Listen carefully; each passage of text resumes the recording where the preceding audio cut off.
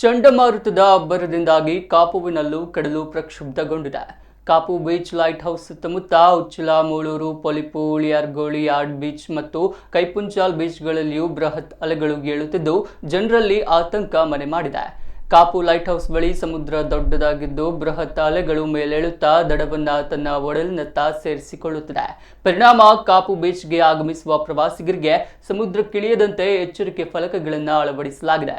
Kapu police ಸಿಬ್ಬಂದಿ, ಗೃಹ ರಕ್ಷಕ ದಳದ ಸಿಬ್ಬಂದಿ, ಜೀವರಕ್ಷಕ ದಳದ ಸಿಬ್ಬಂದಿಗಳು ಬೀಚ್ನಲ್ಲಿ ಯಾರೂ ಸಮುದ್ರಕ್ಕೆ ಇಳಿಯದಂತೆ ಯಾವುದೇ ಅವಘಡಗಳು ಸಂಭವಿಸದಂತೆ ಮುನ್ನೆಚ್ಚರಿಕೆ ವಹಿಸಿದ್ದಾರೆ.